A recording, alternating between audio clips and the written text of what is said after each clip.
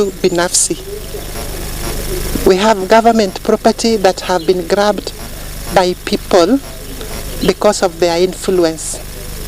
Kwa mfano, land belonging to Railway Corporation ama mashule, na hiyo pia katika law enforcement ripoti ikipigwa kwetu tunafanya uchunguzi, halafu sisi wenyewe under civil litigation we file civil proceedings, na hayo mambo tunayapeleka kotini, na katika kufanya hivyo huwa tunasaidia those property that have been grabbed zirudi kwa taasisi ambayo zimepokonywa.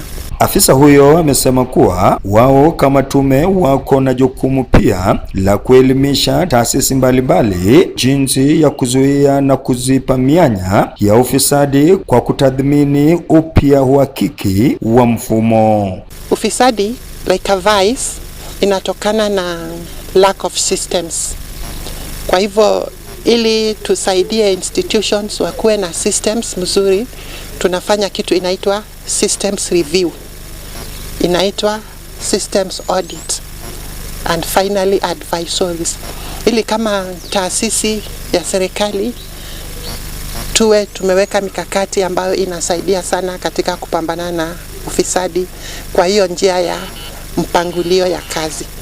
So wao wakikuja katika idara, kila jambo ambalo idara inafanya tunaweza kuiangalia kwa mujibu wa kuwasaidia kufanya kazi kwa namna inayofaa. Ni swala ambalo limeungwa mkono na mwenzake Jared Wandasi, akielezea mpango wa tume hiyo kufikia serikali za kaunti na kuwaelimisha wakiwemo wale ambao walichakuliwa kuwakilisha wadi katika bunge ama mabunge ya kaunti, ili waweze kusimamia vema fedha ambazo zitaweza kutumwa kusaidia maendeleo katika wadi. Tuna mpango ambao tumeweka wa kuwaelimisha katika muda huu ambao umebaki wa mwaka kwa hizo eneo zote. We will go for the county government of staffs and officials. We want to train them, we want to sensitize them so that we fulfill that mandate of prevention. We also want to go to county assemblies, we'll go to schools, we'll go to learning institutions, and all this that is public entity, in our bid to ensure that these elements of corruption is being addressed and it can be put into control. Nikiripotia habari hizi kutoka mjini Kakamega, naitwa Dan Ndunde.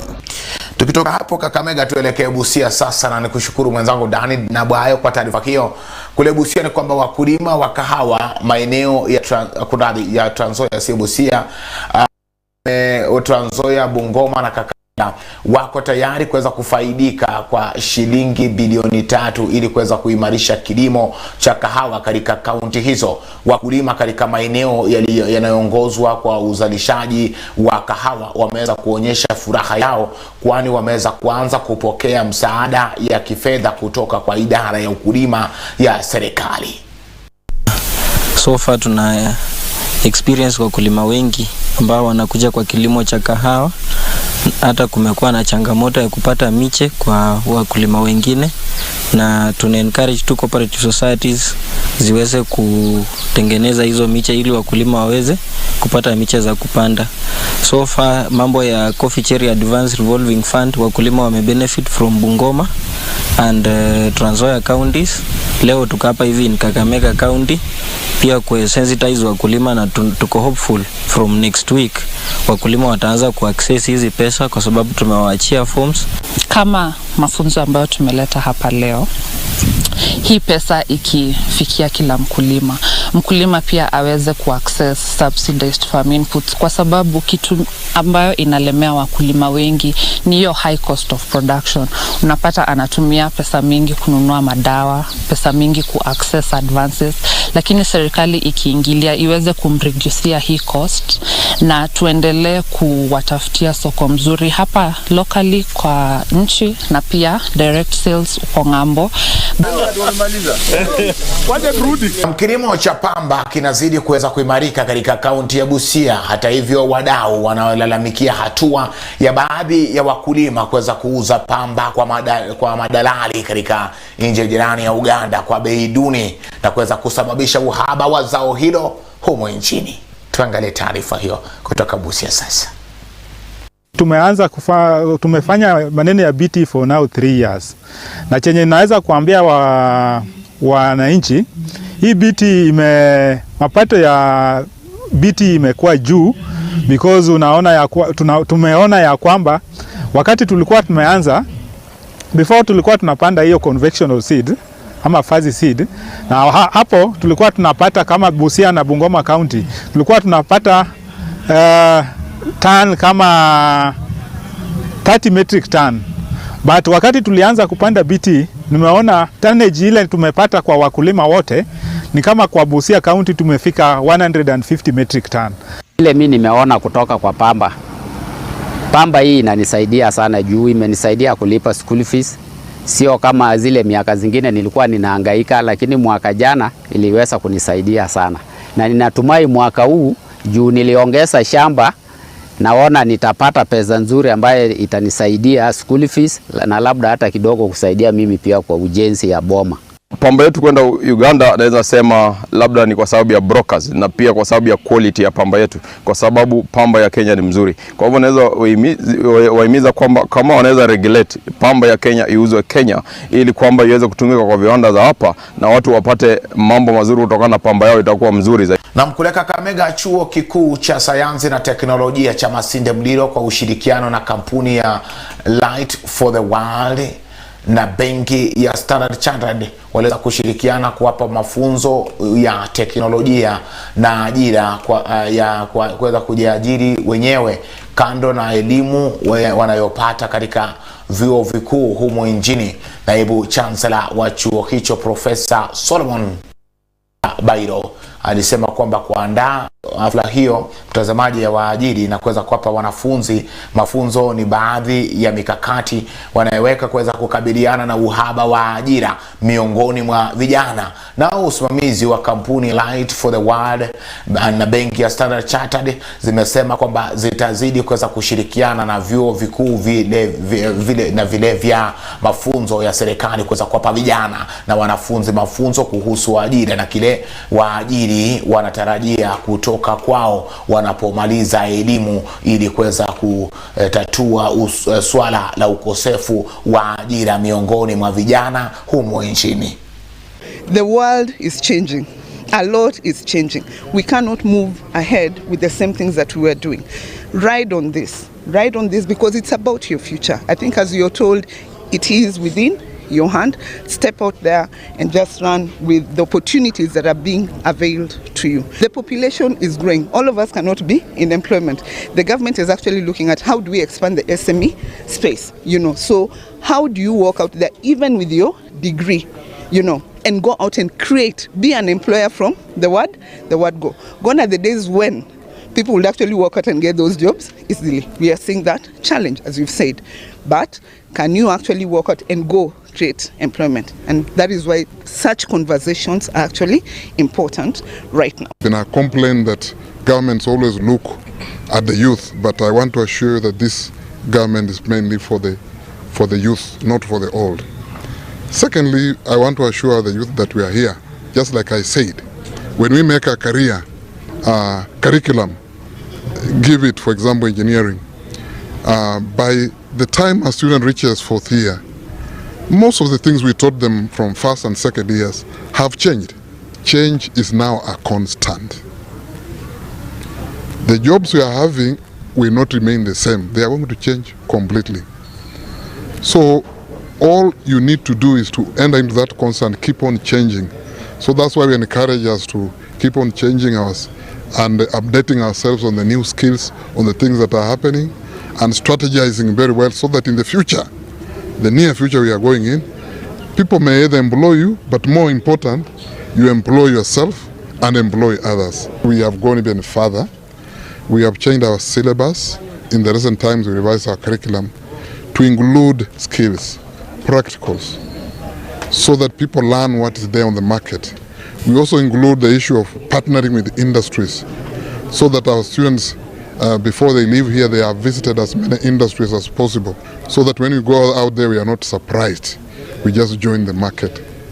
And that's our intention, that anything we do new must have hands-on, scale you, not only physically, even mentally. Because many people actually are poor at the mental. Once you don't believe in yourself, you can do nothing. But if you believe, there's nothing impossible. And our call is to calling for employers, now that the students graduating are employable ready, can we also employ those with disabilities? And our call is just to ask them, make the workplaces inclusive, because they have skills. What they only require is the reasonable accommodation, inclusive environment for them to be able to work. Yeah, they can also manage each and every job they are given, if at all the environment is inclusive.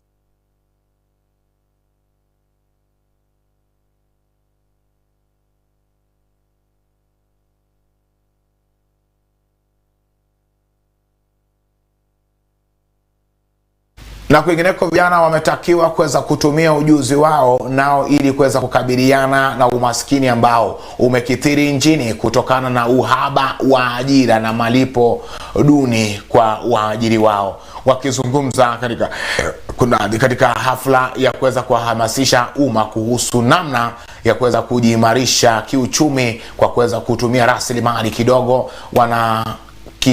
kundi cha Love and Peace Foundation wameitaka serikali kuweza kuingilia kati na kuhakikisha kwamba vijana wanapata ajira ili kuweza kuepukana na uovu katika jamii, ikiwemo matumizi ya dawa za kulevya. Aidha, vijana waliofuzu kutoka vyuo vikuu wametakiwa kuweza kukumbatia teknolojia ya kisasa, kujiajiri badala ya kuweza kusubiri kuajiriwa, ili wawe na mfano kwa wengi na kuweza kusaidia kuimarisha uchumi wa taifa. We have seen so many people. We have achieved a lot mashinani.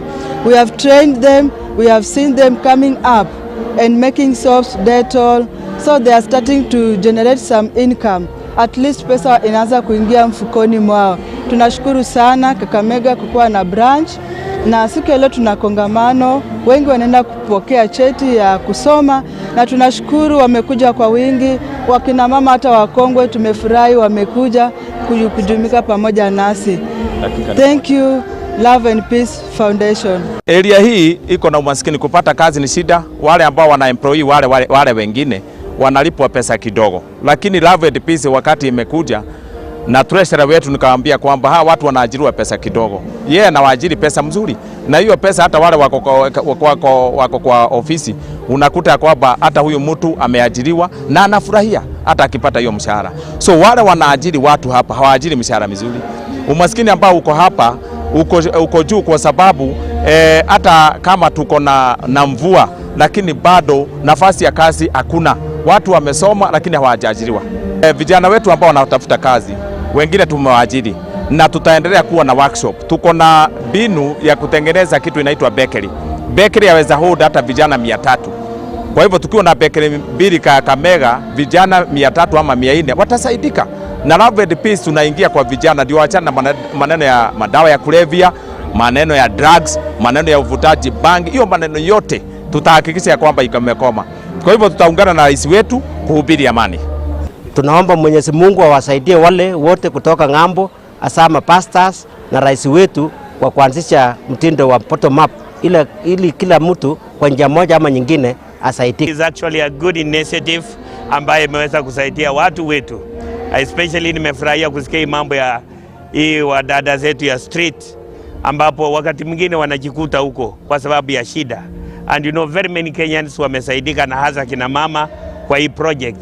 Mambo ya kuunda sabuni, nimesikia pia CEO anasema watatengeneza hata bakeries, watu waandike kazi. Sasa mambo ya plot na kusaidia serikali. And I want to urge other bodies wengine wa hisani katika Kenya, wacha sasa ya Canada na huko kwingine. We have people here who are capable, ambao pia wanaweza kuchip in ili waweze kusaidia CEO na aweze kusaidia watu wetu. So tunaomba kwamba kisikia hii initiative, ambia mwingine na mwingine watu ni wengi ambao wamekuja kwa hii shughuli kwa sababu maskini umekita everywhere. Kwa hivyo serikali, tunaomba serikali mpya, Daktari William Samoei Ruto pamoja na mawaziri wake ambao amechagua juzi, waingilie kati ili waweze kusaidia bwana CEO, bwana Mutai afikie Wakenya wote sehemu kama Turkana drought, Garissa wapi ni shida ndiye nafanya watu wanakaa namna. Kwa hivyo nataka kusema kwamba wasaidike na serikali ingilie ili tuweze kupata Kenya ambayo hata Wakristo wakuwe na kitu ya kupeleka kanisani. Huwezi kuwa unaenda kusema Bwana asifiwe na una kitu kwa mfuko, ni dangerous. Kwingine kutachana haya ni kwamba huku jopo kazi la kusikiza maoni kuhusu mtaala mpya wa CBC likitarajiwa kuweza kuanza rasmi kesho, muungano wa KUPPET unaitaka jopo kazi hilo kuweza kushirikisha wadau wote wa elimu ili kuweza kupata mapendekezo yatakayoimarisha mtaala huo. Kulingana na katibu mkuu wa muungano huo wa walimu wa elimu ya juu ya KUPPET ama wa KUPPET Sami Chelangat, shati jopo kazi hilo mtazamaji litatue changamoto na gharama ya mtaala huo kwa wazazi. Akizungumza alikuwa anazungumza wakati wa mkutano wa mwaka wa muungano huo katika maeneo ya Garissa, ambapo Chelangat amewarai walimu kuweza kutumia fursa hiyo kuelezea changamoto wanazopitia wakati wa kutekeleza mtaala huo. We will have representatives to hear out our issues on CBC. What we are saying is that the system may be good or it may have issues here and there, but we want to ask that there must be involvement of all Kenyans. And the issues that we want addressed is one, education must not be expensive. We want an education that is affordable for our parents, for all our societies. We want an education that will not only be for the elite. We want an education that will be learner-centered. So now you have an opportunity. It was said it was rushed in the initial when they were starting that program. There might have been no adequate stakeholder participation. Approach us also. Give us the memorandum if you want us to present on your behalf. We will just read what you have said. So please sit down, come with a document, brainstorm. Na views yako isikuwe ni views ya stifle the other people's views. You say yours, let them others say. Lakini at the end of the day we will have a report that will guide that education for our children in the future. Na kwa taarifa hiyo mtazamaji, tunakwenda mapumzikoni, lakini tukirejea tutakuwa tunaendelea na taarifa zaidi. Usiondoke.